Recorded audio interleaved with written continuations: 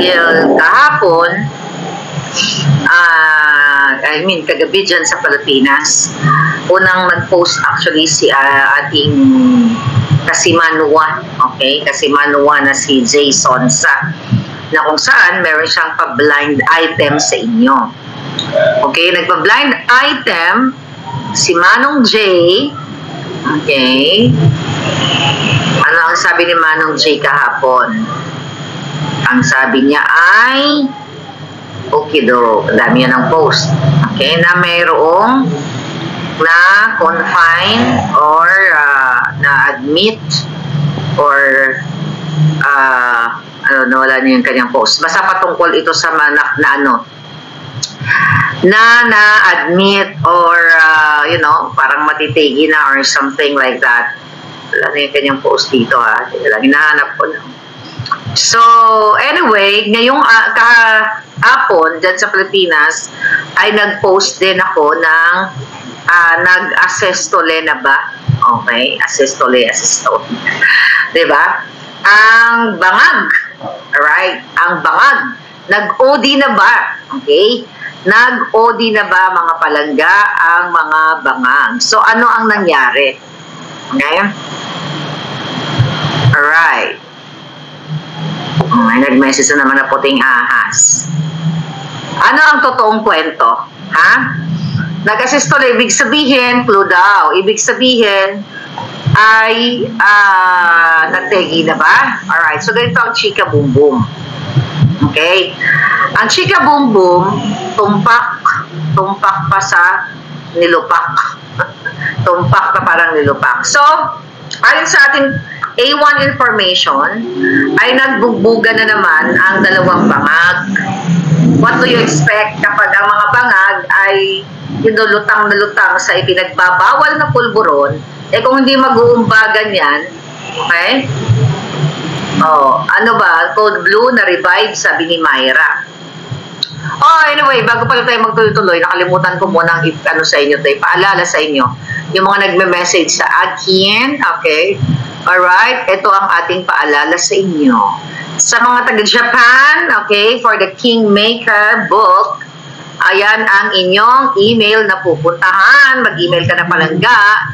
Ayan, Kingmaker at Kingmaker Tokyo Japan at Gmail. At sa mga nasa Canada naman, ayan, Kingmaker Vancouver at proton.me. At yung nasa Europa naman ay Kingmaker Europe at proton.me. Ayan, screenshot nyo na yan. At sa Amerika, nandyan sa ilalim ang ating information. Okay, sabi ni Miko, sana matuluyan na. So, may mga nagbalita rin si Maui, nagdabalita na. But this is the information coming from our puting ahas, which is regular na nating nakukuhaan ng impormasyon mula sa loob o pugad ng mga Digimon. So, noong around 6:45 p.m. Philippine or Manila time, ay code blue na daw si bangag. Okay? Alright?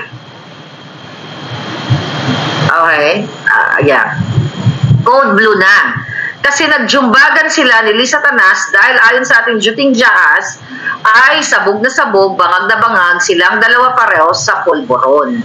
So ito inaano ko lang ito yung information na binabasa ko actually. So, nagkasakitan at may injury si Liza Tanas sa ulo. Diba dati nag-umbagan sila sa aeroplano, nag-umbagan, nalaglag si Liza sa hagdan noong December of 2022 sa kabangagan, diba? Sa kaslasingan dahil yun ang bangag na bangag sa ipinagbabawal na pulburon. So kahapon, may injury si Liza Tanas sa ulo. Okay.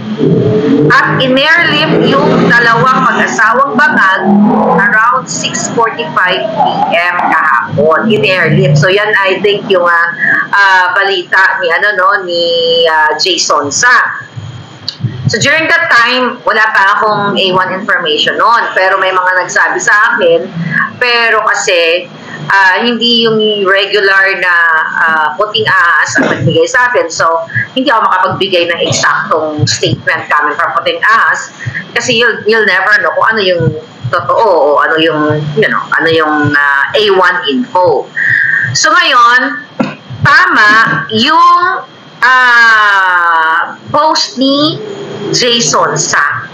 Kasi, ayon sa ating source, nasa St. Luke's pa rin, okay? Nasa St. Luke's pa rin si Bangag. Pero itong post na ito, kailan niya pa ito pinost? 8, 9, 10. Teka, 8, 9, 10, 11, 12, 1, 2.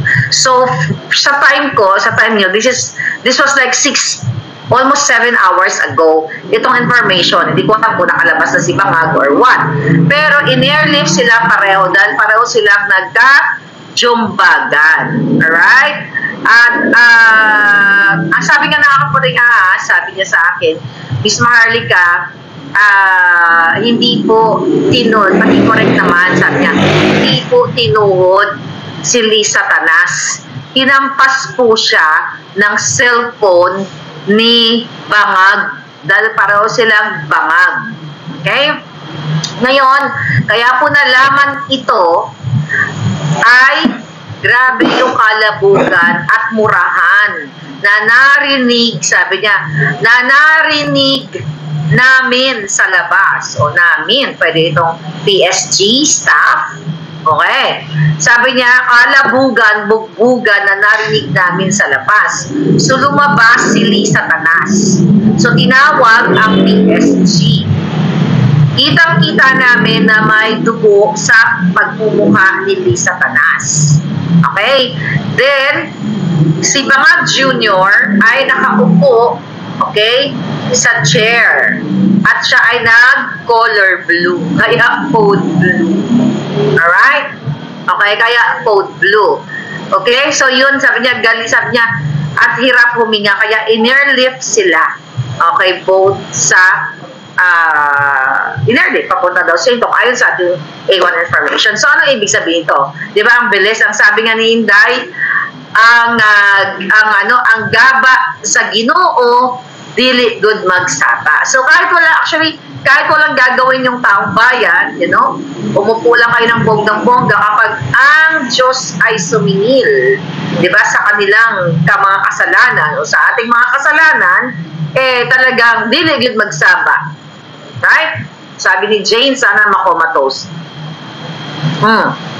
Imagine, kasasabi lang ni Inday Sara, ang statement na ang gaba, dili good magsaba. What do you expect? Okay? Bangag nga what do you expect? Authenticated bangag. Okay? What do you expect? Okay? Penorensic ng US, okay? Ng US expert. Ayan ang result. Paulit-ulit natin sinabi, pero kasi pinapaalala ko lang sa inyo. What do you expect? Okay? Ito ay forensic authenticated si Bangag Junior, mga kababayan.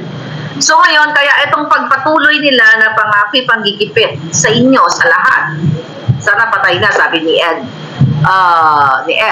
Okay? RIP. Bangag resign, tayo mo. Hindi naman sa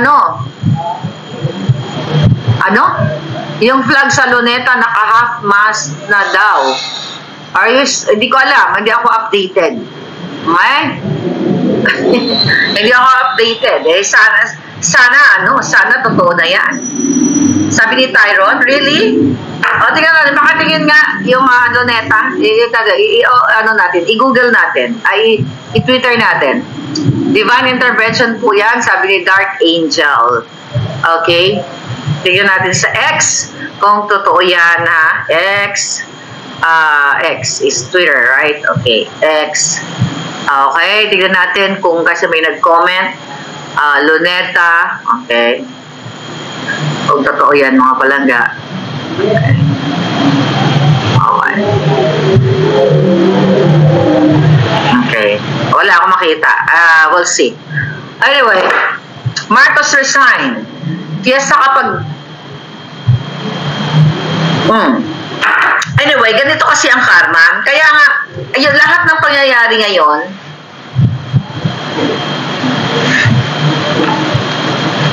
Okay. Ano sabi? Alright. Sige, hindi ko makita yung ano yung tungkol dun sa ano. Okay. Ito ang eksena. Ito ang instruction. Meron pa. Okay. Tignan natin sa information. So, yun na nga. In-airlift si Bangag Jr. May instruction. Okay. Ano yung instruction?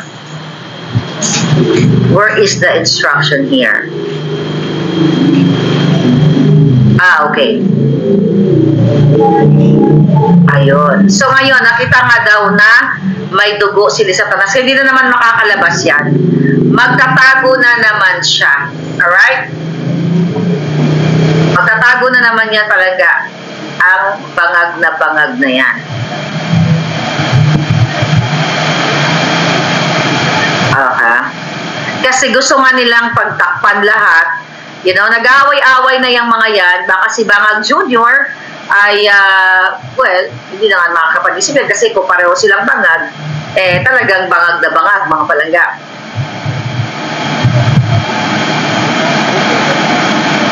Sabi nga ni Atty. Glenchong kahapon,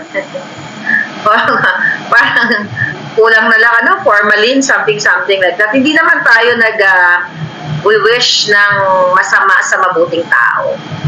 Pag mabuting tao, pag mabuting leader, mabuting presidente, talagang dapat ay ipapagdasal mo na umaba ang buhay. Pero kapag bangag, at tingnan mo, nag-illegal ng pag-uukay dyan sa QGC, may pag-uusapan natin yan, di ba? So, dapat talagang, Diyos ang gumanti sa kanya, di ba? Ang Diyos talaga ang maniningil. Actually, hindi tayo bayad, hindi naman tayo manggugurgur katulad nila, di ba? So yun nga, sabi ng ating information ay sa kasalukuyan nasa St. Luke's pa. This was like 7 hours ago. Okay? But, i-airlift si Bangag sa Batangas Mansion if may order na raw ng doktor. Alright. Teka, nasan yung Batangas? Kanino? Hindi ko alam eh. Kanino yung bahay yung Batangas Mansion? Do you know? Tanong natin sa puting ahas. Okay? So, yan ang sabi. So, ano ang ibig sabihin nito? Ang gaba, dili good magsaba. And, tama nga. Well, sabi ko sa inyo, hindi nila matatapos. Hindi makakaabot ng 2028 yan. Baka hindi abutin ng birthday yan eh. Pag birthday na yan, magbilang kayo 13 oras. Ay, 3 araw. Diba? Kasi kahapon, I think bago sila nagbugbugan, nag-release na naman siya ng statement, si Bangag Jr. na yung bagyo na dinanas nyo na naman, mga palangga, mansion ng mga Marcos, may mansion sila sa Batangas. Ay, hindi ko alam yun. Anyway, dito sa bagyong ito, sabi ko nga, talagang ang Ginoo ba, ang Diyos, ay talagang okay. Tawag ko kasi kilala man ni Cathy. Paano yan na-mention sa kanya? Tingnan natin. Mga present si Palangga.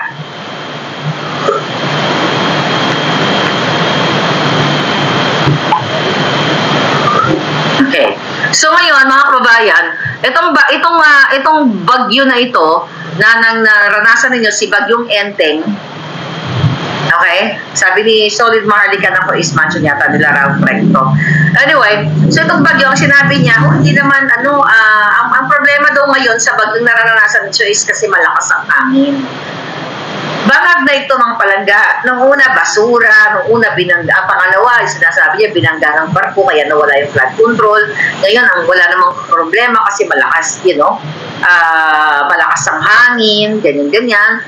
So, itong direksyon na ito, okay? Itong direksyon na ito ay talagang bangag na. Hindi pa kami nag-usap ni Cathy. Kung may information din siya siguro, dahil alam mo naman yan, may informasyon din yan. But anyway, our information is A1 at ito yung regular na mga tao na nandoon sa loob na naka-witness.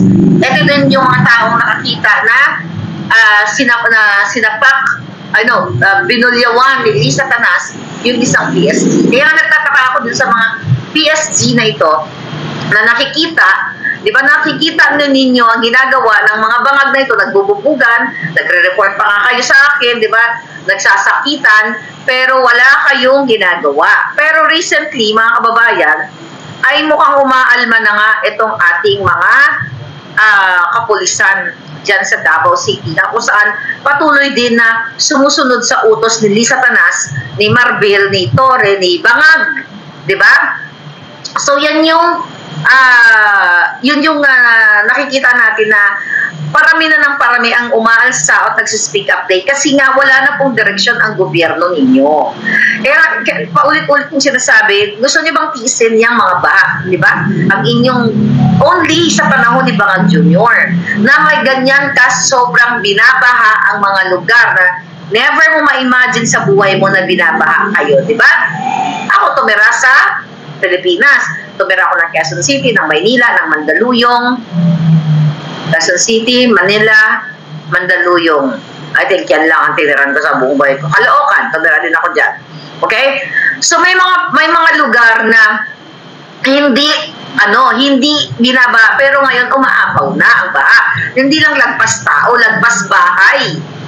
Diba? Lagpas bahay. Anong ibig sabihin yan, mga kababayan? Ibig sabihin, yung mga budget supposedly para dyan sa flood control na yan, to protect, diba? To protect you, ay ninakaw na nila. Kasi, imagine nyo ng panahon ni Duterte, kahit naman nagbagyo, may binabaha talaga ng mga area. But not to the point na ganyan lagpas third floor, diba? Second floor, third floor. So yan ay sinyales na hindi napupunta ang pera ng bayan, ang pondo para sa mga proyekto na yan, para sa mga flood control na yan, mga infrastructure project na yan, para support, para kayo ay protektahan ng gobyerno.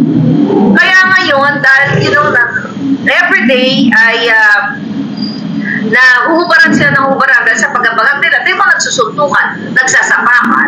Di ba September pa lang sinabi na natin sa inyo na nung in-appoint nung pinarmahan ni Bangag Jr. yung Chief of Staff appointment ni Attorney Vic Rodriguez, nagsapakan sila doon sa eroplano. Diba? Ilang beses si Lisa Tanas nananakal. Harap-harapan yan ay testimonya ni Attorney Glenn Chong nung nawala ng internet during their meeting, tapos nawala ng internet, sinakal na yan, diba? Yung kanyang staff. Ang dami, nandura. Diba? Bago itong babaeng ito, katulad ng kanyang asawang mga What do you expect kung ang isang presidente at first lady ninyo ay magka-jamming sa ipinagbabawal na pulburon? Kaya ngayon, at saka hindi nyo pwedeng i-ignore yan. Hindi nyo pwedeng i-ignore na okay lang yan. Parang okay lang sa inyo na may presidente kayong bangag, may presidente kayong ayaw magpa-bulburon test. Well, congratulations si Mother Pebbles, nagpa-drug test at siya ay what do you call it? Free from pulburon, or from S. Nakita ko sa post niya ng bonggang-bongga. Yan is, as inamin niya mismo na during her past, naggamit siya. Pero ngayon, clean na siya. Good job, Mother Pebbles. So, ito yung panawagan natin sa mga politiko. Ito yung resolution din na hiniyain ni Congressman Pulong sa mga politiko na pagtatakbo kayo, mga government official, na dumaan kayo sa hair follicle test. Diba? So ngayon, balikan natin si Bangag. Kaya naman, etong issue ng magpa-hair follicle test, yung kanyang pagiging authenticated Bangag, ayan po, ang forensic result yan, dito, here in the States. Ayan, diba? Ayan yan, may mga, ano pa yan, paulit-ulit ko. Kaya nga, anong petsa na? July 21, nung tinakot nila ako na magpa-drug test, na i-demanda ako sa Amerika dahil nagpakalat ako ng fake news at ito daw ay deepfake. Ito sinasampal ko sa kanila. Ito po ang tatlong papel na ito na, ayan ang itsura ni Kuting. Binasa ko na to sa inyo, but I just want to remind you Kung matapang yung mga buwaka ng Genemis na yan, okay? Kung matapang yung mga yan, mga palangga, bakit hanggang ngayon, hindi pa sila nakipag-ugnayan sa Amerika? Pinagyayabang ni Lisa Tanas at ni Bangag Jr., alay namin ang Amerika. Diba? Makikipagtulungan sila para hulihin si Maharlika, para iidiin si Maharlika, ipakulong si Maharlika dahil nagpakalat ng deepfake na si Kuting ay nagbabangag. Kaya nga, i-challenge them, 3 days nga lang binibigay ko. More than a month na, ayan po, hindi magsisinungaling ang ebidensya. Kung kayo ay matino na sa kaisipan ninyo, hindi, di ba, ito ay malinaw pa sa sikat ng araw. Sabi ko nga, ito ay magtitestimonya ang forensic expert dito sa Amerika kapag ako ay kinasuhan. Diba? Hindi ko lang pwedeng ilabas yung kanyang pirma at ang kanyang pangalan kasi, sabi ko nga, nagpirma ako ng agreemento sa kanya tungkol dyan. Ganun pa man, ito yung pinapakita ko sa inyo na ang nangyayari sa Pilipinas, yung sapaka nila, nag-code blue na, di ba, wala na sa tamang katinuan. Kapag bangag na, di ba, kahit nga ano pa ng relasyon ninyo, ay talagang nagsasapakan ang tao. Pag bangag na sa at high na sa ipinagbabawal na pulburon. Ano ang impact dito sa inyo, mga kababayan? Ang impact sa inyo, lulunurin kayo sa baha, lulunurin kayo sa Kumunoy. Tulad na nangyayari sa Davao, sa KOJC. Okay? Na illegal ang kanilang pagdistrokar, paghukay, pananakit, pang-tear gas, pangsisira, panglusog dito sa private property, paglabag sa religious freedom, paglabag sa karapatang pantao, lahat ay nilabag na nila. Even ang karapatan ng mga pulis na nandoon. So kanina, pumunta dyan si Atty. Torion para, silipin kung ano yung mga dinidrill nila, ano yung inuhukay nila, di ba? Nakita nyo naman yan, mga palangga. I think, ito, pinost na natin yon. Pero tignan natin itong recent, picture lang, Ito, nakita nyo na itong picture na ito. Ayan, okay. O, di ba, yung mga pagdidrill nilang ganyan. Nakita nyo na yan, drilling na yan. Naghuhukay sila. Buti nga na, sana kung ilagay nila si Bangag. Unang-una, ito ba ang mga pulis na ito ay experienciado or are they skilled to do that? Kasi bago ka yung mga even na mga construction workers, di ba? Even mga electricians or mga vocational courses, kailangan mo mag-aral, kailangan mo may certificate, kailangan mo pag-aralan yung mga bagay-bagay na ginawa mo. Ito bang mga pulis na ito, are they skilled to do that? Para maghukay, actually pwede silang mapahama kasi hindi nila trabaho yan. Kasama ba sa pagtrabaho ng pulis ang paghukay o pagmimina? Kasi even yung mga minors yan ay mga permiso yan. May mga certificate yan para to do that kind of job. Diba? So kaya nga ito, mga kababayan, ang epekto ng pagiging authenticated bangag ni Marcos Jr.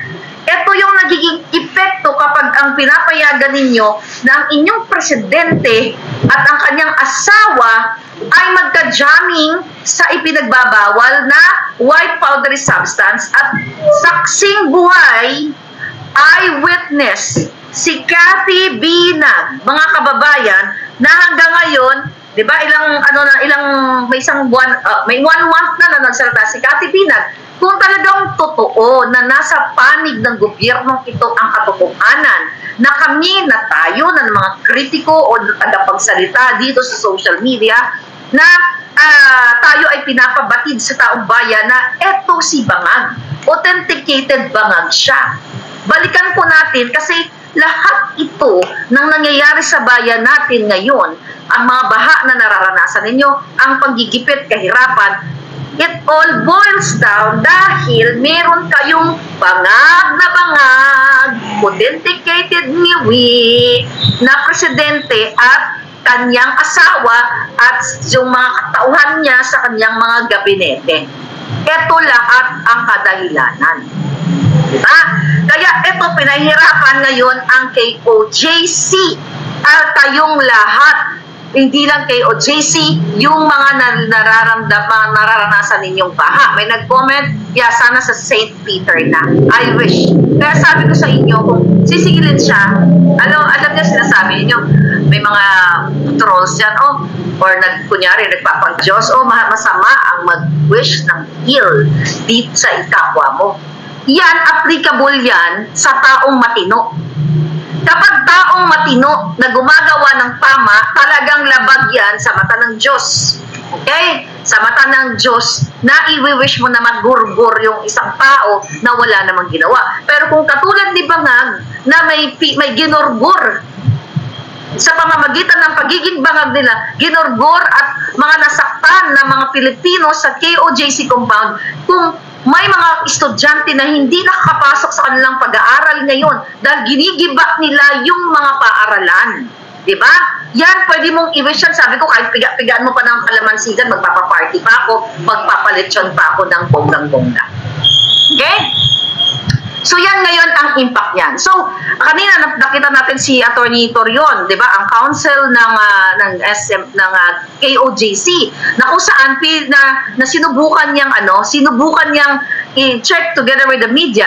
Ang sabi pa nga niya doon parang nananawagan siya sa GMA, parang may taga-GMA pa doon, o iba pang mga mainstream na naka-witness na sabi niya, itulat na naman yung tama. So after watching that, na kanyang panawagan, pumunta ako dito sa mga mainstream media kung inulat ba nila yung kanilang nasaksihan doon na ayaw papasukin ng mga pulis ang representante o ang mga KOJC at ang kanilang lawyer para makita kung ano yung dinidrill nila, kung ano yung mga hinuhukay nila. So, paglabag ulit sa property, sa private property. Kaya ito may nag-share sa atin ang open letter ng mga pulis na nandoon sa KOJC. Somehow, di ba sabi ko nga, na-admire ako dito sa mga KOJC na binibigyan nyo pa sila ng pagkain, ng tubig and everything. Tama yung ginawa ninyo. Tama talaga ang ginawa ninyo. Kaya sabi nga ni Inday Sara, wala siya sa level ng spirituality na love your enemy. Ako din, wala din ako sa level na ganun. Pero nung binasa ko tong open letter na sinasabi niya dito sa letter na ito, open letter to Marbil at Torre, ito yung mga nasa, according to this report, na yung mga police doon. Okay, open letter nila. Sabi niya, we are police officers assigned in KOJC Davao and have concerns regarding the treatment of all police officers currently stationed in Davao. We, the police officers, have diligently followed your orders, which appear to be clearly politically motivated. O, di ba? So yung sunod lang nila, which nakikita nila na ang order na galing sa taas sa mga bangag ay politically motivated. Sabi nga nila, we find ourselves in a situation where our actions dictated neither aligned with our own will nor consistent with the law. As a result, sabi niya, we have become the subject of ridicule with many questioning our competence and making light of our professional integrity. So nakita niyo yun mga palangga. So yung mga libo-libong pulis na yon ay sinasabi nila na yung ginagawa nilang yung pag-assign sa kanila at pagsunod nila sa mga pinapagawa sa kanilang pagsira o kapag pag-stay nila ng illegal ay hindi naaayon sa kanilang will. Ibig sabihin, against their will, mga palangga. Okay? Against their will at alam nila na ito ay labag sa batas. Kaya nga ang sinasabi nila, sila ngayon ang napupuruhan. Sila ngayon ang kinukutsa ng taong bayan. Diba? Sino naman ang hindi kukutsain ng taong bayan sa ginagawa nila? Actually nakakaawa din ang ginagawa sa kanila. Dahil sabi ko, sunod-sunuran sila na para silang mga asong julol. Okay? Ang kanilang profesyon, ang kanilang, wala nang dignidad ang mga pulis na ito. Kasi talagang sobra yung paglabag nila sa batas. Wala silang magawa dahil natatanggalin sila sa trabaho or kung ano man ang pwedeng gawin sa kanila ng kanilang mga amo. Ang sabi pa ng mga pulis, you have augmented thousands of officers, leaving them to starve and suffer from thirst in extreme heat. Kaya nga sinasabi ko, tignan niyo yung pinakita natin naghukay sila. Hindi ganun kadali maghukay kung yan ay hindi ka skilled. Pag nagkamali ka dyan, baka ikaw pa ang masaktan dyan or something. Diba? Ikaw ma-injure ka. O, sabi ng mga police doon, you didn't even provide enough comfort rooms to cater to all of us. O, diba? Pag mga ganyan, dapat mayroong portable comfort rooms. May nakita ba kayo ng mga portable comfort rooms? Wala. Under like 5,000 people there. So malamang nababoy na talaga ang KOJC dahil pinababayaan ninyo, kayong mga kapulisan, na sumusunod kayo sa bangag na ito. Kaya sabi ko, pag lahat kayo mag-speak up sa kalsada, how many are you guys? 228,000? So pag nag-speak up kayo, hindi kayo matatanggal sa trabaho. Lahat kayo ma-reinstate kapag nanindigan kayo para sa taong bayan. Nakikita nyo na pala mga sir eh. Sabi nyo dito, ito ang sulat ninyo sa mga bangag, you didn't even provide enough comfort rooms to cater to all of us. It is heartbreaking to see our fellow police officers sleeping on the ground. Nakita natin yan. After being told to stand all day at their post. You even allowed civilians to wear police uniforms and conduct drilling activities inside the KOJC compound, which is a clear violation of Article 179 of the Revised Penal Code. Okay, nakita ninyo, mismo ang mga pulis, umaalma sila, pero sir, hindi enough ang inyong mga sulat. For sure, naririnig nyo ako dyan. Minsan, pinaparinig tayo dyan sa KOJC compound, ano? Hindi enough yung sulat-sulat lang. Kailangan nyo ng aksyon. Kung alam nyo pala labag sa batas, kung alam nyo po pala na kayo ay napipilitan lang, it's against your will. So why are you doing that? Stay out from KOJC. You follow kung ano ang inyong nasa puso, kung ano ang alam nyong tama. Kayo mismo nagsabi, ito ay paglabag sa batas. Kayo mismo ay nagsabi na inuutusan ni Marbil, ni Torre, ng bangag sa Malacanang na nag-code blue na malapit na matay ang mga puwakan ng inang yan. Believe me, pagbilang kayo, 13 araw, baka hindi na umabot yan sa birthday niya, baka huling birthday niya na lang last year. Kapag ang Ginoo na ningil, mga palangga, ay talagang babayaran nyo talaga lahat ng inyong mga kasalanan. Mga sir, mga ma'am, kaya nga sabi ko, yung sinabi ni Inday na, you know, wala pa siya sa spiritual level na yon to love her enemies. Ako din ganun. Pero sabi ko, nung nabasa ko to, mabuti na lang meron tayo mga KOJC member na may ganun silang maximum tolerance, maximum patience sa inyo. Kasi sabi ko nga, kung ako niyan, kinulam ko na kayong lahat, nagkalagigda na kamo mga lindi, kamutanan. Pero anyway, now I understand you. You have to understand me also, yung mga na-utter natin ng mga salita dito, dahil kasuklam-suklam ang ginagawa niyong pagsunod dito sa bangag. Tingnan mo sir, ma'am, nagsapakan yung dalawa na airlift. Sinapak ni Kuting, sinampas pala ng cellphone dito. Ayon sa, nabasa ko ba na, sinapak ng cellphone na ni Bangag Jr. si Lisa Tanas. Nag-anuan sila. Bangag na wala nga sa tamang katinuan. And you guys, PSG, ilan na ba ang na-witness yung umbagan sa papan? Nangako kayo, nasusumpa kayo sa flag, hindi susumpa. Nangako kayo, nanumpa kayo sa ngalan ng Diyos, sa ngalan ng bayan, sa ngalan ng flag ng Pilipinas, na poprotektahan nyo ang Pilipino at ang Pilipinas. Hindi yung bangag. And there you are na, mga police officers. You have to speak up. Join us. Huwag kayong matakot na matanggal kayo sa trabaho. Hindi kayo tatanggalin. 228,000 kayo. Ano mangyayari? I-abolish na yung PNP na yan. Well, kung ganyan lang naman ang ginagawa nyo, na against your will, alam nyo, by doing that, na mga bagay na paggigipit, panggugurgur, pagsisira ng mga propriedad, pagmamalupit sa mga estudyanteng na apektuhan ng kanilang pag-aaral, para akong pinapatay ng dahan-dahan.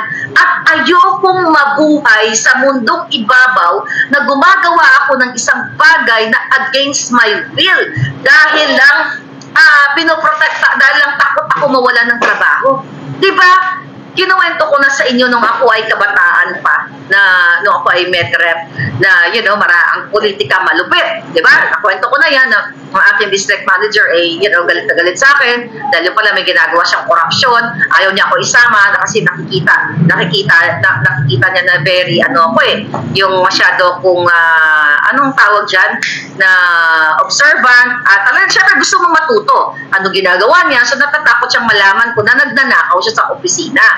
So, dahil, you know, at yung mga ibang kapwa ko rep, syempre mas matagal sila sa akin, pinagkakaisaan ako ng iba.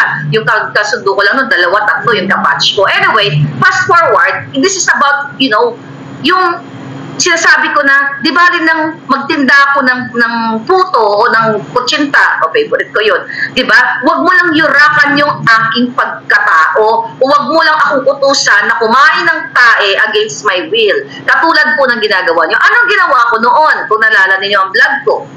Di ba? Every 15 days, may conference, may regional meeting kami, yung mga ganyan-ganyan. Di ba? So, nagpapagalingan kayo sa entablado. So, nagtirahan kami ng bonggang-bongga. That moment, you know, that moment nung meeting namin, ang sabi ko dun sa friend ko, I have to speak up. Sabi ko, I have to speak up. Hindi po pwede, porque baguhan tayo sa kumpanyang ito, ay binababoy tayo ng district manager niya to.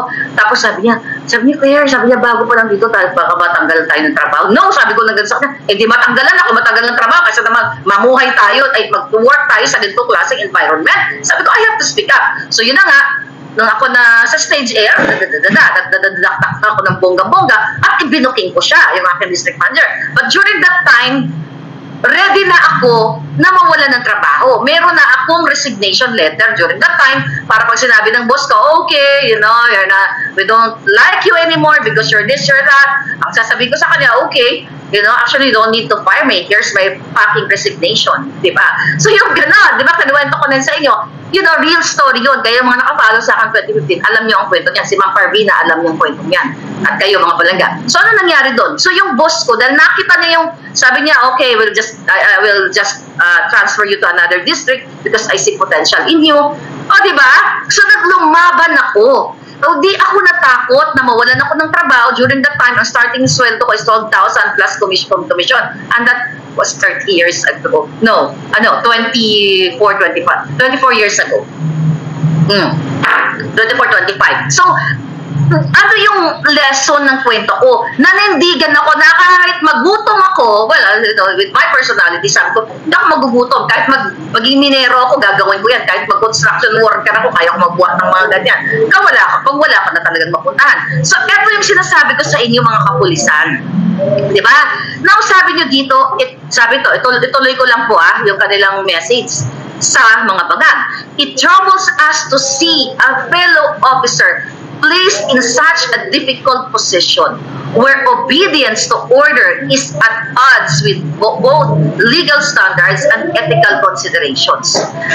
The orders given to us appear to be clearly politically motivated, lacking proper basis, and have inadvertently disrespected the fundamental principles of our society, specifically the respect for religion, individual rights, and personal privacy. Sir, ito yung pinanawagan namin since day 1 na sinasabi namin, magkaroon kayo ng inyong realization. It's like saying, pag-utos sa inyo na lumuno ka ng tae, lumuno ka ng aspile, gurgurin mo yung sarili mo, eto yun, na manindigan kayo. Huwag kayo matakot dito sa mga bangag na gobyernong ito. Takot kayo na baka mawalan kayo ng trabaho. Nagkakamali kayo dyan.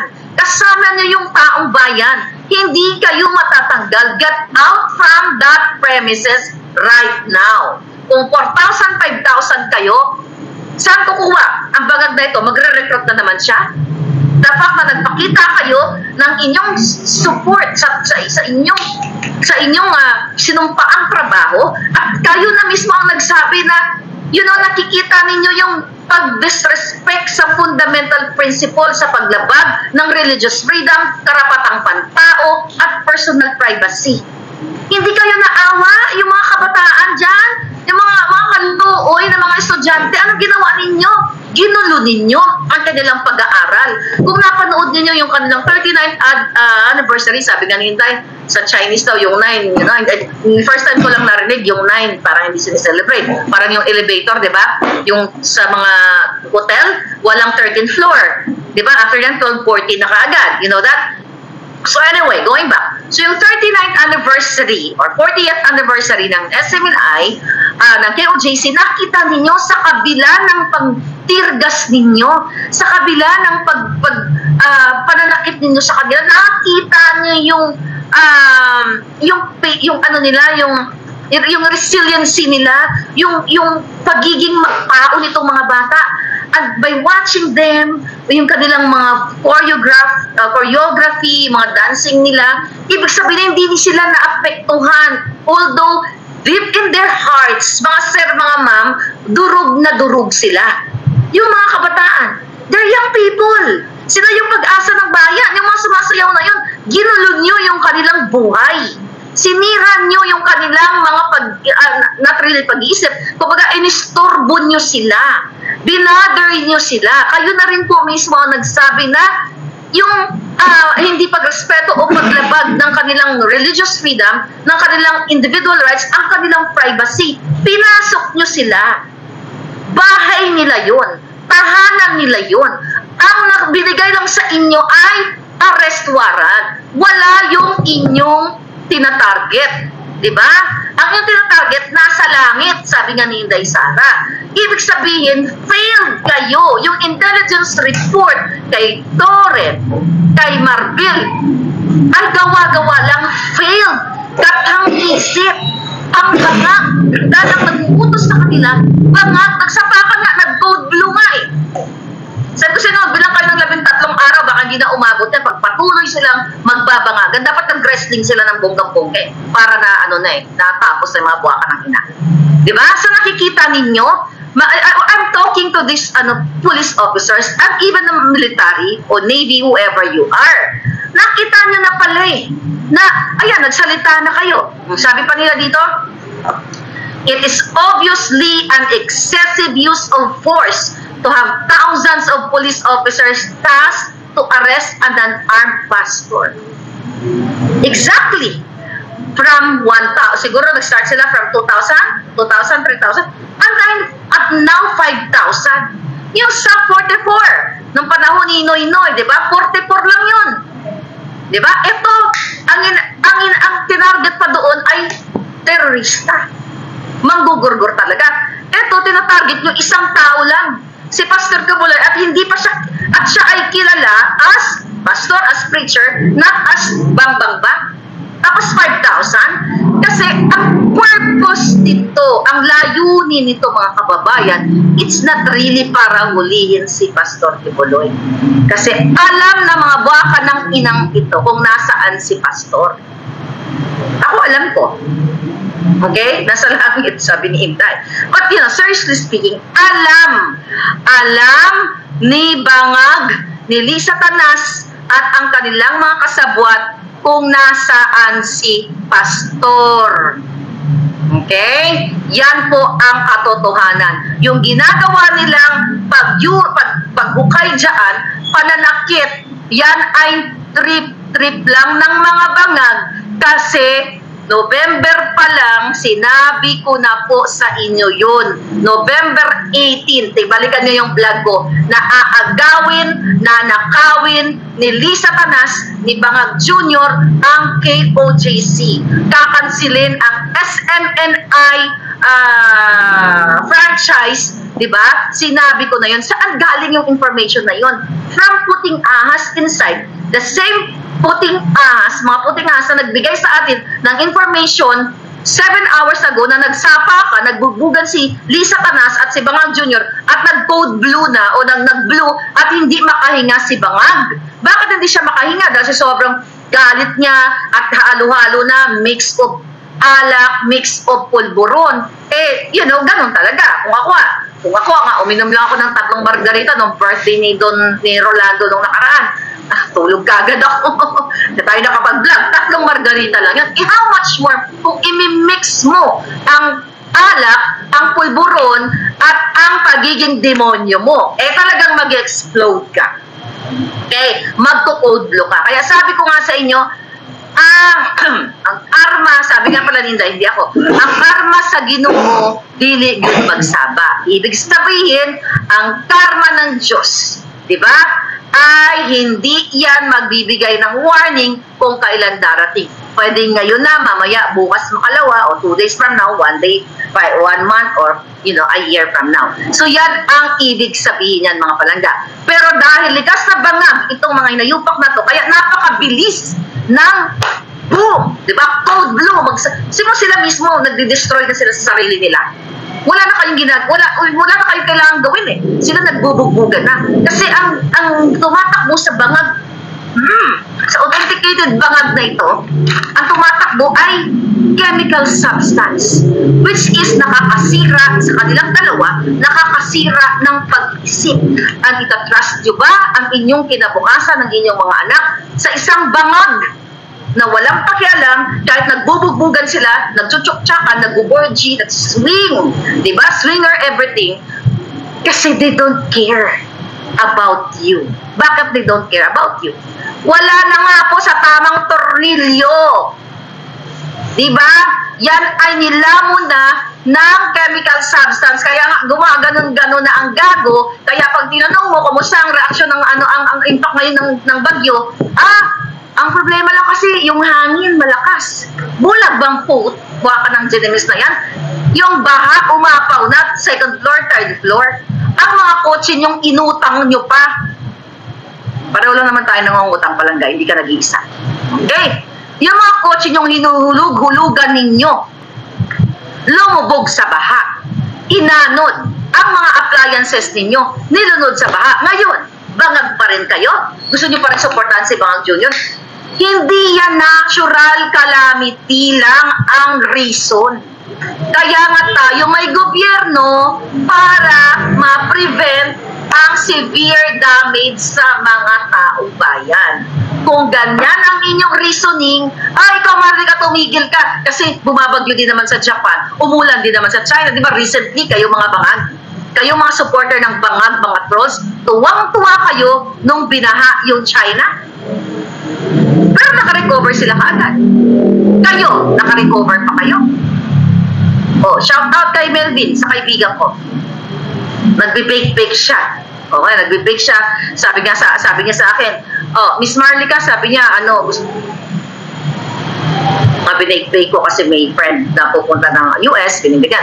Sabi niya, kaso lang yung mga baking equipments ko ay binaha, hindi pa, from Karina. Nakita niyo yung impact sa inyo economically, mentally, economically, physically.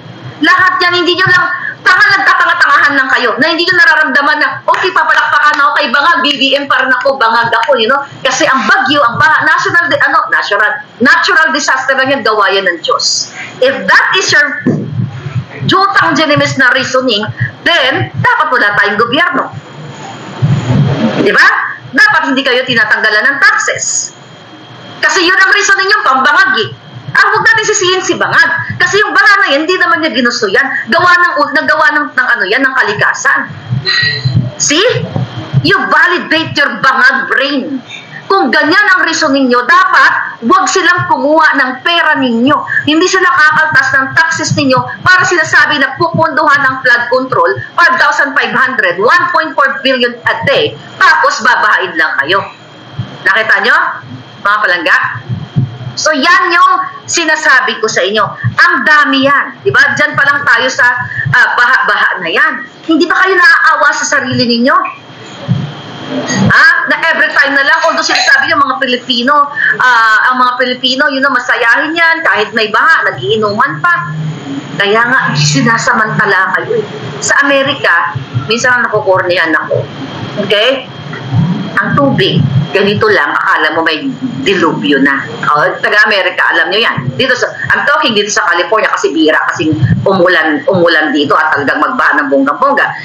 Few months ago, may bumaha sa Long Beach yata. Akala mo, mga tao parang ano na, huling, para akala mo, bumaha lang ng ganyong klaseng bus. Pumasok lang konti sa, doon wala pa sa bahay, sa Ugsaran pa lang. What is Ugsaran? Oh my God, that's, Ugsaran is, doon sa harap ng bahay, di ba, may backyard, doon sa harap, di ba?